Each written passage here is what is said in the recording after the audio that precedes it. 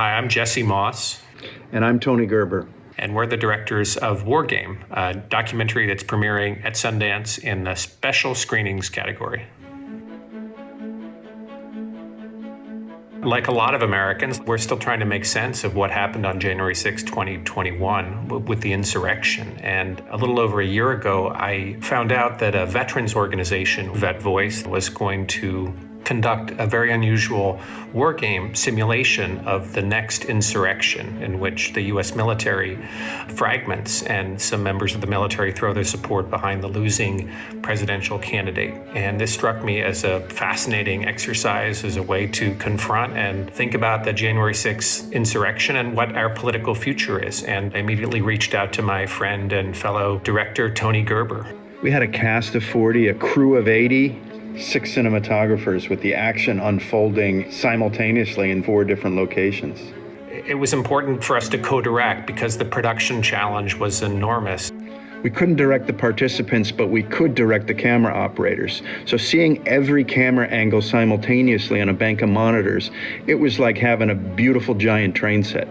It's like having a ringside seat at the White House Situation Room with the president managing the gravest national crisis.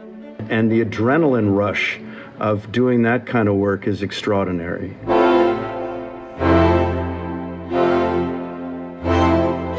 We could build a simulation of the White House Situation Room, this command bunker where the president manages his crises. And we could do it with great fidelity by bringing in a theatrical designer to help us realize that vision. And Vet Voice felt that the more verisimilitude there was in that environment, the better the performances of these role players would be. It was a bit of a gamble in terms of turning this into a film. Was it going to be engaging?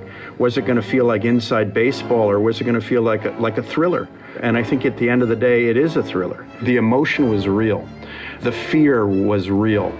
The passion and the stakes were all real. And although these are non-actors, not acting, there's an incredible truth to their performance. They know their roles because they've lived them. We had a former governor, 2 U.S. senators, retired generals, veterans of the CIA, the Department of Homeland Security, and the Department of Defense. We are so polarized and so partisan. What's unique about this project, this exercise, the group of people who were brought together, they're from both sides of the aisle politically. We shot it, most of it, in one day, in real time, 6 hours, but it took a year to edit. We worked really hard to keep the action present and immersive, breaking out only occasionally for historical context and character insight. The backstories of all of the people involved in this war game are fascinating.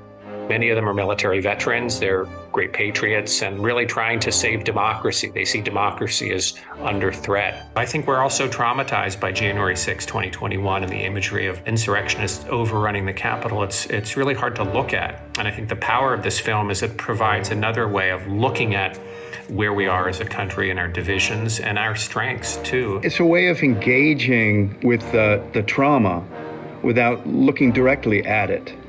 You know, in the end, the catharsis for both our role players and the audience is real.